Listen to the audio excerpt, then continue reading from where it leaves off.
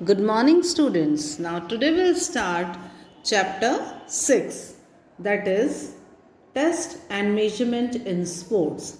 Test and Measurement क्या होता है कि जैसे हम किसी भी स्पोर्ट्स के लिए या किसी भी एक्टिविटी के लिए जब प्लेयर्स को सिलेक्ट करते हैं तो पहले हम उनका टेस्ट लेते हैं, है ना।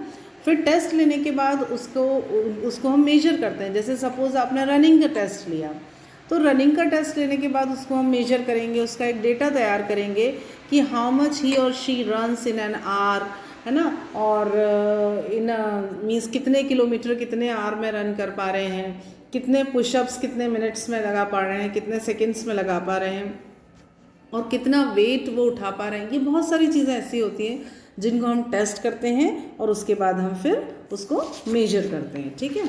और उसके बेसिस पर हम उनकी जो फर्दर प्लानिंग्स होती हैं वो करते हैं कि इनको कितना हमको सिखाना है, कितनी रिक्वायरमेंट है प्लेयर्स की, ये कहाँ पर स्टैंड कर रहे हैं अभी, ठीक है। तो इसके लिए इसमें कुछ टेस्ट डिस्कस करेंगे हम।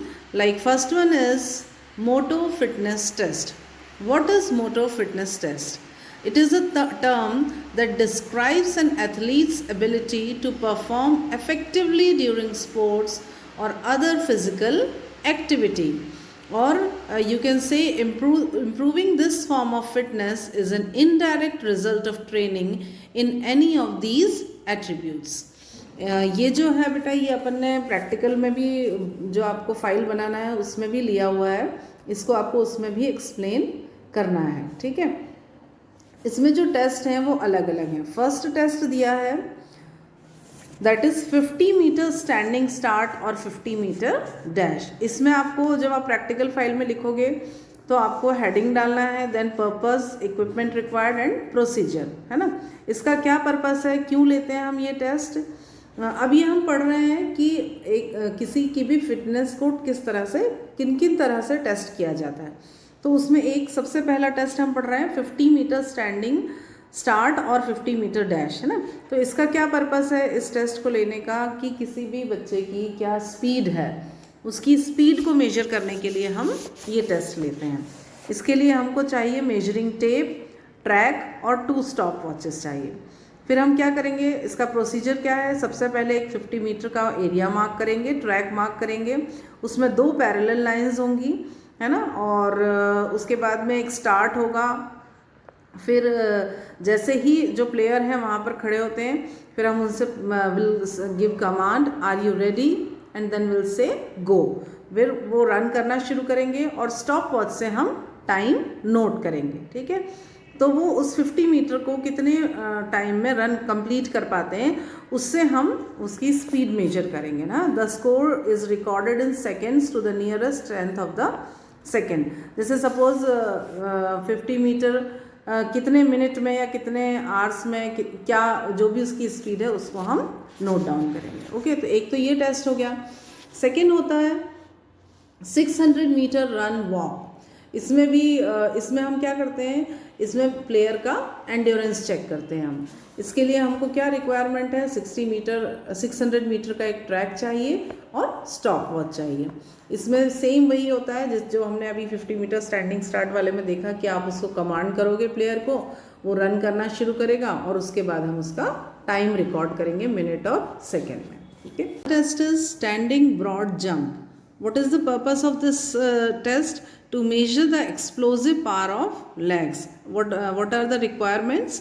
A sandy long jump pit and a measuring steel tape. इसमें क्या होता है, एक मीन्स सैंडी वो होता है, पूरा पिट होता है आपका। इसमें ये स्टेप्स, डिफरेंट स्टेप्स आप देख रहे हो, ABCDEF, है ना। लॉन्ग जंप लेना रहता है प्लेयर को। A take off line is marked on the ground. ये देखो इसमें ग्राउंड में एक लाइन मार्क की होती है और इसमें आप कितना दूर जंप कर पा रहे हो इसको मेजर किया जाता है फीट और इंचेस में, okay. Then another one is 4 × 10 metre shuttle run. आप ये फील्ड देख रहे हो, 10/4 का फील्ड होता है और इसमें हम क्या चेक करते हैं, टू मेजर एजिलिटी। इक्विपमेंट क्या चाहिए हमको इसमें, 2 वुडन ब्लॉक्स और each block should measure 10 × 5 × 5 centimetre marker cones, measuring tape, stopwatch and a flat surface with 2 lines 10 meter apart. इसका क्या प्रोसीजर होता है? 2 पैरेलल लाइंस 3 मीटर की लेंथ पर बनाई जाती हैं and 10 meter apart using marking tape और cones considering 1 line as starting line. ये देखो आप, ये एक लाइन जो होती है ये स्टार्टिंग लाइन होती है और यहाँ से जो यहाँ पर अपन 2 वुडन ब्लॉक्स रख देते हैं, फिर यहाँ से स्टार्ट किया जाता है इसको और जैसे ही सिग्नल होता है कि go, then you start running from there. Okay. And इसका जो रिकॉर्ड होता है, स्कोरिंग जो होती है, the record the best time to complete the test in seconds to the nearest decimal place.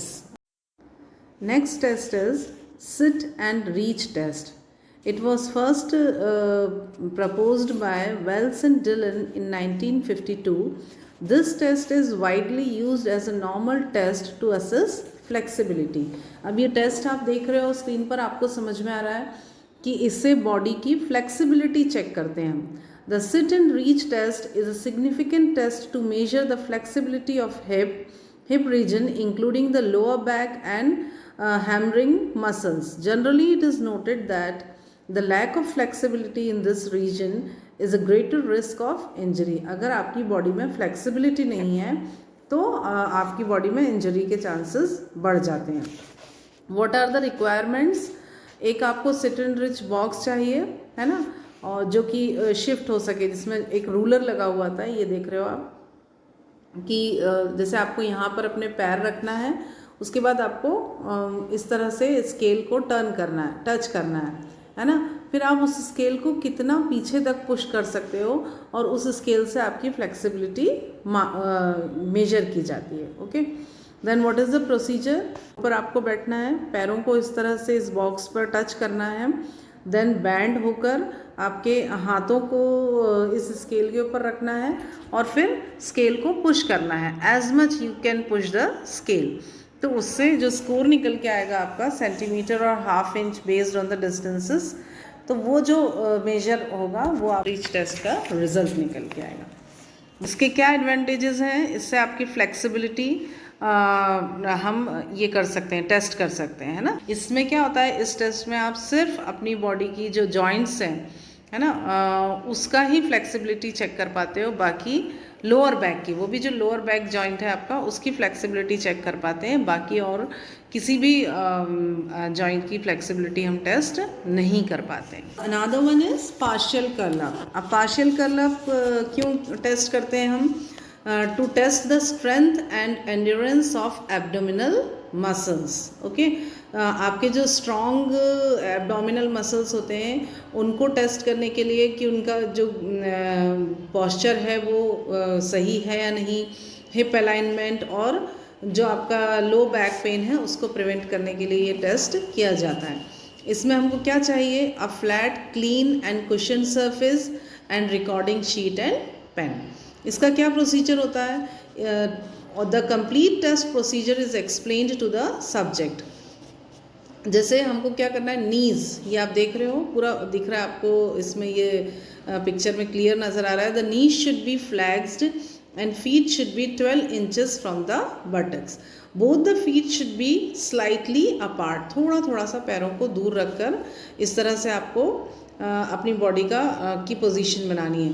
The arms are extended and are rested on the thighs. आपके thighs के side में आपको हाथों को इस तरह से रखना है और सिर को न्यूट्रल पोजीशन पे धीरे से ऊपर लाके न्यूट्रल पोजीशन पर लेके आना है ना. ये एक स्टार्टिंग पोजीशन है. उसके बाद then the subject curls up with a slow control movement until his or her shoulders come off the cushion surface or mat 2 inches, then back down again.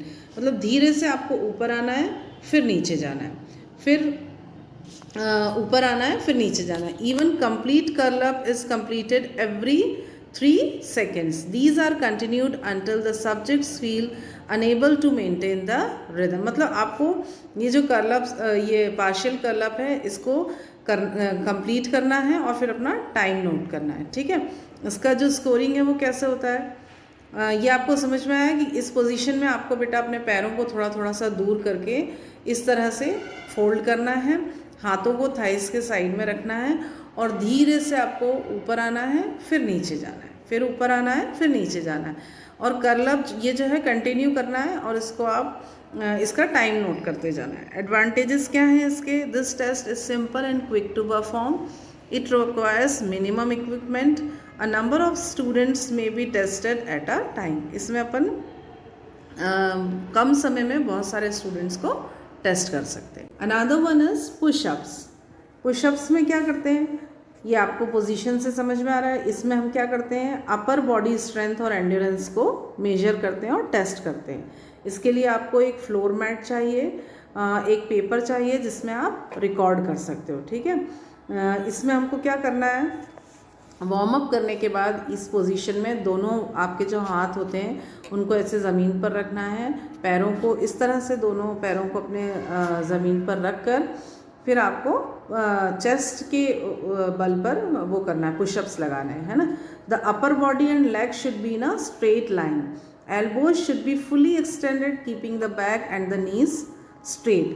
The subject lowers the upper body so that elbows may bend to 90 degree और chest may touch the floor. आप जैसे ही नीचे आओगे, है ना, जैसे ही chest part से आप नीचे आओगे तो आपके जो एल्बोज हैं वो 90 डिग्री पर आ जाएंगे, है ना, और आपका चेस्ट फ्लोर से टच होगा। इसको हमको रिपीट करना है अगेन एंड अगेन। फिर इसको हम काउंट करेंगे कि टोटल पुशअप्स हमने कितने टाइम में कितने पुशअप्स लिए, okay. Then the next one is modified pushups. Modified pushups means generally girls के लिए होता है। Modified version of the test is used for girls to measure the upper body strength and endurance will take this test. इसमें भी आपको एक mat चाहिए, है ना, और जैसे अगर आप कोई यूज़ कर रहे हो कुछ, जैसे सपोज स्टेयर्स पर कर रहे हो या कोई ब्लॉक रख कर रहे हो तो आपको वो चाहिए। एंड आफ्टर वार्मिंग अप अगर आप डायरेक्ट पूरी बॉडी को स्ट्रेट कर ये पुशअप्स नहीं ले पा रहे हो तो फिर हम क्या करते हैं, पीछे कोई बैक सपोर्ट लेकर इसको इस तरह से पुशअप्स लगाते हैं तो वो थोड़ा सा ईजी हो जाता है। In a modified pushup position hands and knees should touch the floor. Both the hands should be shoulder width apart and elbows fully extended. Okay, this is one repetition. इसको भी हम again and again repeat करते हैं और उसको फिर count करके हम नोट डाउन करते हैं। okay? अभी हमने बात की बेटा कि कार्डियोवास्कुलर फिटनेस की, है ना, why it is important and what is the meaning of this. Cardio means heart and vascular means vessels. A strong heart and healthy vessels developed from regular physical activity help to make a strong cardiovascular system.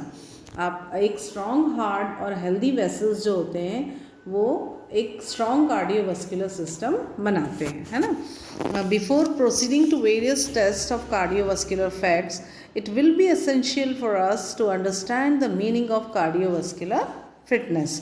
आप जब cardiovascular test करने जाते हो बहुत सारे, उसके पहले आपको ये मालूम होना है कि कार्डियोवास्कुलर फिटनेस क्या होती है।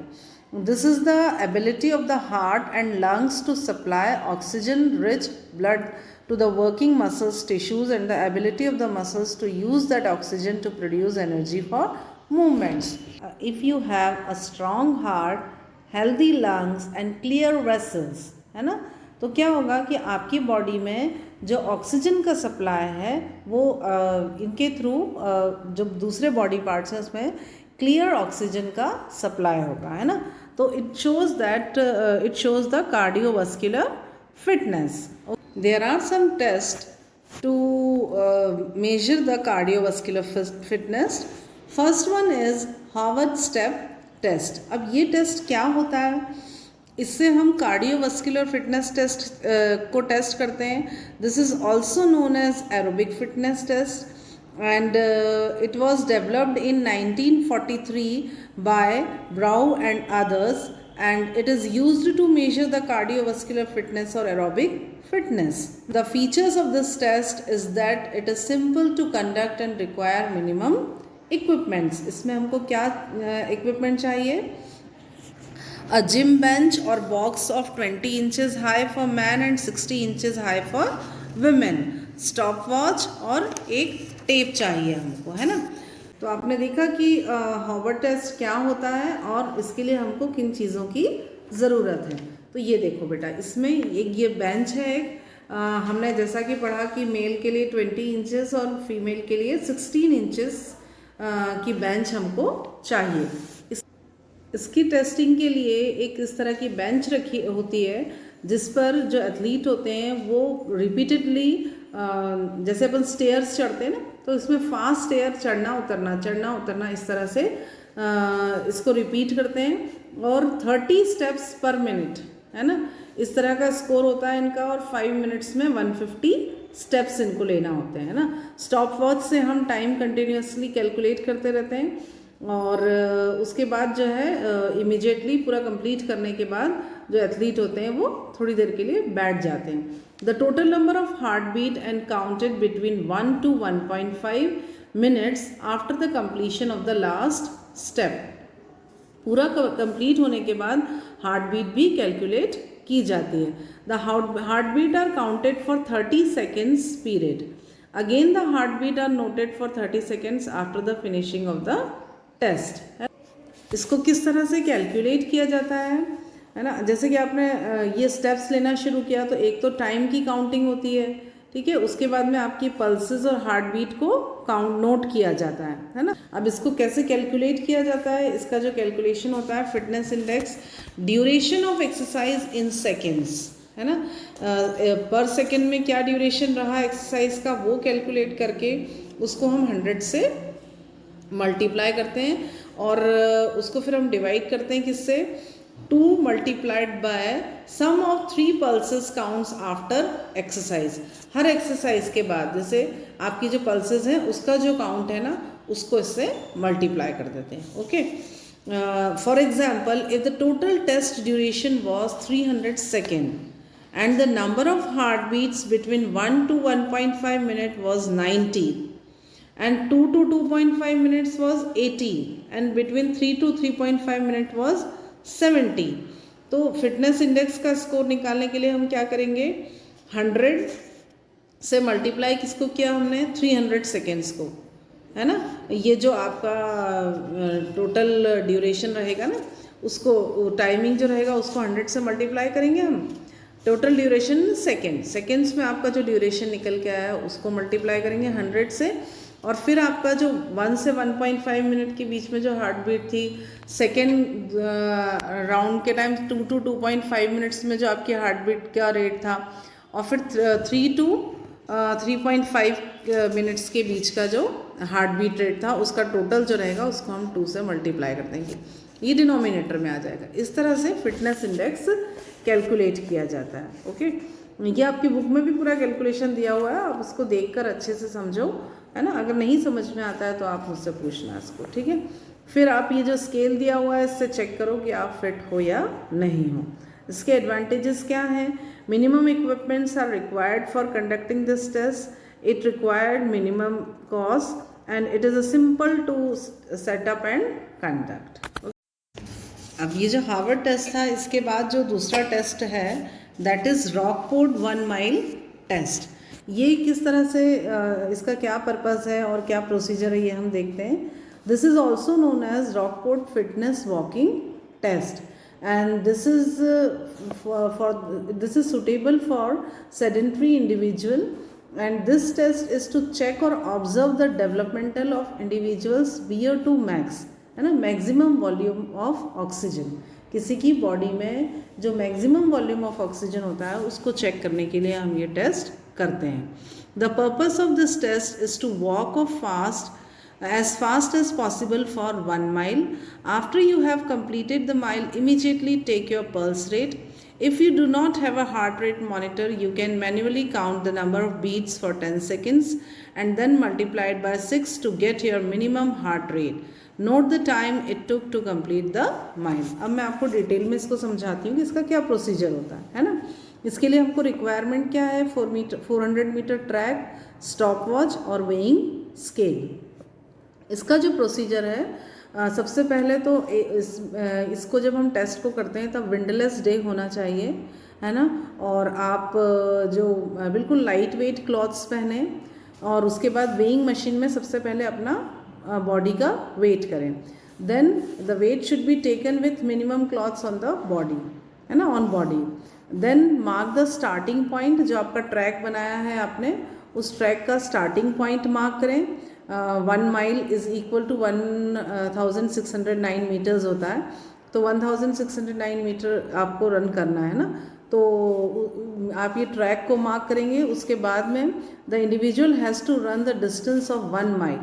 अब जब आप स्टार्ट करेंगे रन करना तो अपना टाइम रिकॉर्ड करेंगे हम, है ना, record the time of 1 mile with a stop watch. जैसे ही आपने रन करना शुरू किया स्टॉप वॉच को स्टार्ट कर देंगे, और जब आपका 1 माइल कंप्लीट हो जाएगा तो हम स्टॉप वॉच को बंद कर देंगे, ठीक है। Immediately after finishing the 1 mile walk, जैसे ही आपका 1 माइल का वॉक फिनिश होगा वैसे ही हम आपका जो हार्ट रेट है उसको रिकॉर्ड करेंगे बीट्स पर मिनट में, ठीक है। और उसके बाद में हार्ट रेट निकल के आएगा, उसको हम नोट कर लेंगे। अब हम इसको वॉल्यूम VO2 कैसे कैलकुलेट करते हैं, means maximum volume of oxygen किस तरह से कैलकुलेट करते हैं, उसका एक फॉर्मूला होता है। Calculation of VO2, the calculation of VO2 max can be determined with the help of following formula। अब आप देख रहे हो यहाँ इसमें हमको क्या करना है, 132.853 माइनस ब्रैकेट में आएगा 0.0769 इंटू जो आपने अपनी बॉडी का वेट किया था कब, ये वॉक स्टार्ट करने के पहले, है ना, आपने बॉडी का वेट किया था, उस वेट को अपन यहाँ लिखेंगे। Then minus again bracket 0.3877 multiplied by age, आपकी एज जो भी एज है वो एज यहाँ लिखेंगे, प्लस अगेन ब्रैकेट में 6.315 multiplied by G means gender. अब हमको जेंडर के लिए क्या करना है, for male will take 1 and for female will take 0, है ना। ये इसका हम मार्क कर लेंगे। तो यहाँ अगर मेल का टेस्ट कर रहे हैं हम तो 1 लेंगे, और फीमेल का टेस्ट कर रहे हैं तो 0 लेंगे। Then again minus 3.2649 multiplied by time, आपका जो वो पूरा रन है वो कंप्लीट करने में आपको कितना टाइम लगा वो टाइम हम यहाँ पर लिखेंगे। Then minus 0.1565 multiplied by H. अब ये एच क्या है, हार्ट रेट, जो आपने पूरा रन कंप्लीट करने के बाद जो आपने हार्ट रेट काउंट किया था उसको हम यहाँ पर लिखेंगे, फिर हम इसको सॉल्व कर लेंगे, ठीक है। यहाँ पर जो आपका बॉडी वेट है वो पाउंड्स में होना चाहिए। जेंडर मैंने आपको बताया कि मेल के लिए 1 और फीमेल के लिए 0 लेना है। टाइम मिनट्स में होना है चाहिए, और जो हार्ट रेट है वो बीट्स पर मिनट के अकॉर्डिंग होगा। देन इसको हम जब है पूरा कैलकुलेट करेंगे, एंड कैलकुलेट करने के बाद ये इसका रिजल्ट निकल के आएगा। VO2, आपका जो VO2 है वो कैलकुलेट हो जाएगा। इसके एडवांटेजेस क्या हैं, minimum equipments are required, it is simple to set up and conduct, it can be conducted by the athletes, and this test can be conducted on more than one individual at a time। Okay, इसका disadvantage एक ही है कि specific facilities are required for this test. Okay, so here we have completed both the tests, and now tomorrow we'll start with the new topic.